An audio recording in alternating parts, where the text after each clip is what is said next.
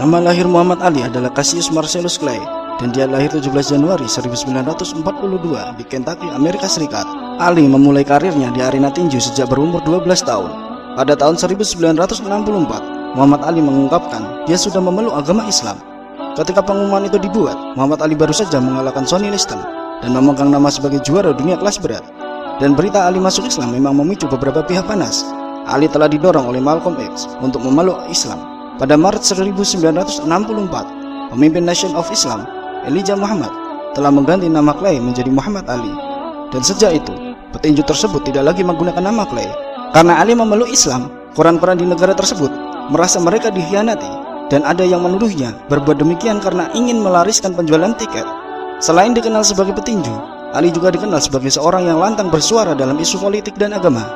Pada 1967, Ali dimasukkan ke penjara karena tidak ingin bergabung dalam perang melawan Vietnam disebabkan pendiriannya sebagai seorang muslim. Muhammad Ali berkata, "Bagaimana saya mau membunuh seseorang jika saya sholat 5 kali sehari untuk perdamaian?"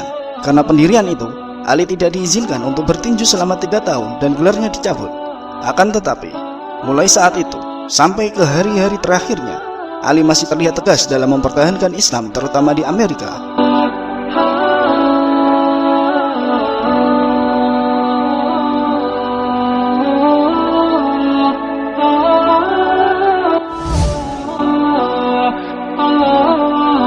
Di dunia ini, siapa yang tak kenal dengannya? Mike Tyson adalah seorang petinju profesional terkemuka di dunia. Kisah tentang perjalanan seorang Mike Tyson menjadi seorang mu'alaf berawal ketika dirinya di penjara. Selama 3 tahun di penjara atau setengah dari masa hukuman yang dijatuhkan kepadanya, yaitu 6 tahun, membantu Tyson untuk berpikir keras dalam memeluk agama Islam. Di dalam kesunyian penjara, ia mendapatkan kesempatan yang besar untuk mengevaluasi perjalanan hidupnya di dalam ring tinju maupun di luar itu. Setelah mempelajari Islam, ia berkeinginan keras untuk memeluknya. Baginya, agama ini akan membantu menyelesaikan semua problem hidupnya. Dari sinilah Tyson memulai perjalanan spiritualnya yang telah menghantarkannya untuk memeluk agama Islam. Ketika Tyson menjalani hukuman di penjara, ia banyak mempelajari pelajaran-pelajaran Islam secara intensif melalui seorang guru muslim yang bernama Muhammad Sadiq. Setelah ia memeluk agama Islam, Tyson memilih nama barunya yaitu Malik Abdul Aziz dengan asumsi bahwa nama Malik adalah nama Islam yang mirip dengan Mike. Menurut beberapa media informasi Amerika, masuknya Tyson ke dalam Islam sama persis seperti masuknya Islam Muhammad Ali pada tahun 60-an.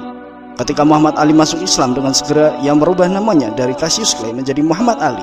Ketika ia mendengar berita masuk Islamnya Mike Tyson pada tahun 1993, Muhammad Ali berkata, "Aku 100% mendukungnya. Segala puji bagi Allah Subhanahu wa Ta'ala yang telah memberikan hidayah kepada Islam. Dialah yang berhak untuk disyukuri dan dipuji, yaitu Allah Subhanahu wa Ta'ala." Sebenarnya, Tyson telah menghimbau media-media informasi Amerika untuk memanggilnya dengan nama barunya yaitu Malik Abdul Aziz. Dan ia pun telah memberitahukan pada penjaga penjara pada tahun 1993 bahwa ia telah memeluk agama Islam sejak 1 bulan yang lalu. Dalam hal ini, ia mengikuti jejak Muhammad Ali.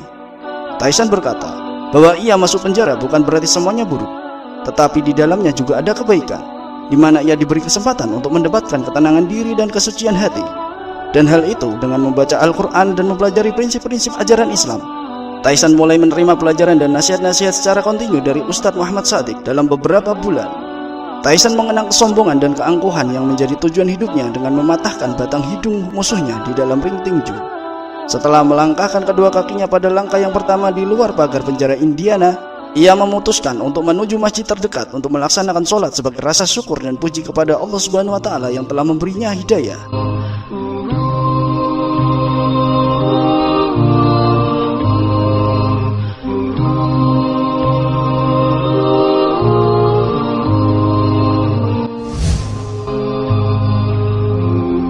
Popularitas dan kekayaan tidak menjamin seseorang hidup bahagia. Cat Stevens, bintang pop era tahun 70-an yang kemudian dikenal dengan nama Yusuf Islam, justru merasakan kegelisahan hidupnya ketika sedang berada di puncak popularitas. Kegelisahan yang mendorongnya untuk menyusuri jalan panjang mencari Tuhan, hingga ia menemukan cahaya Islam dan akhirnya menjadi juru dakwah lewat kegiatan musiknya dan aktif dalam kegiatan-kegiatan sosial. Stephen terlahir dengan nama Stephen Dimitri Georgiou 21 Juli 1948 di London sebagai non-muslim. Sejak kecil, Stephen sudah akrab dengan panggung-panggung hiburan karena bisnis keluarganya bergerak dalam bidang itu. Ia terbiasa hidup dalam kemewahan kalangan sosial kelas tinggi di Inggris. Sebagai penganut ajaran Kristen, Keluarganya mengajarkan Stephen bahwa Tuhan itu ada, tapi manusia tidak bisa melakukan kontak langsung dengan Tuhan. Beranjak dewasa, Stephen mulai menggeluti musik, dan ia mulai melupakan kebingungannya terhadap ajaran agamanya karena ia sendiri mulai jauh dari agamanya. Impiannya saat itu hanyalah menjadi bintang musik pop.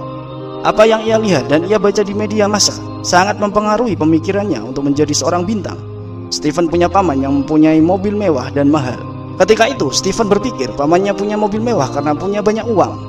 Meski demikian, Stephen mengaku saat itu masih ada sisi kemanusiaan jauh di dalam hatinya. Keinginan untuk membantu sesama manusia jika ia jadi orang kaya kelak. Stephen pun membangun karirnya sebagai musisi dan penyanyi. Dalam usia yang masih remaja, Stephen sudah mengenyam kesuksesan dan keinginannya untuk menjadi seorang bintang besar tercapai. Nama dan foto-fotonya muncul di hampir seluruh media massa. Stephen pun merasakan kenikmatan dunia, tapi itu tak membuatnya jadi puas. Ia ingin kehidupan yang lebih dan lebih dari apa yang ia miliki. Sayangnya, Stephen terjerumus ke jalan yang salah.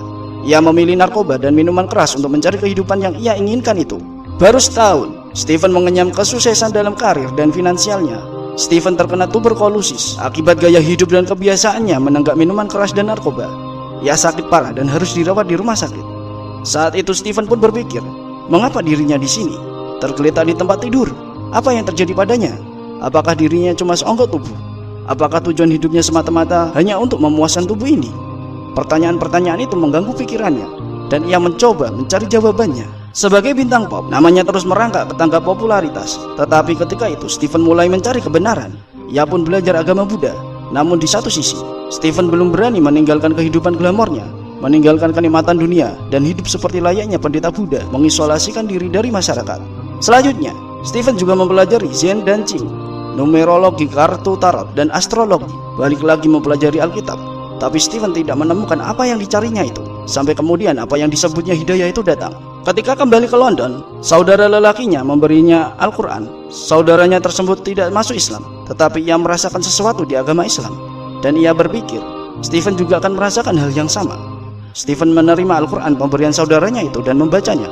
Saat itulah dirinya merasakan bahwa ia telah menemukan agama yang benar. Agama yang tidak seperti pandangan masyarakat barat selama ini, bahwa agama hanya untuk orang-orang tua. Saat itu, satu-satunya yang diinginkan Stephen adalah menjadi seorang muslim. Dari Al-Quran ia tahu bahwa semua rasul dan nabi dikirim Allah Subhanahu wa Ta'ala untuk menyampaikan pesan yang sama. Stephen kemudian memutuskan untuk berkunjung ke Yerusalem.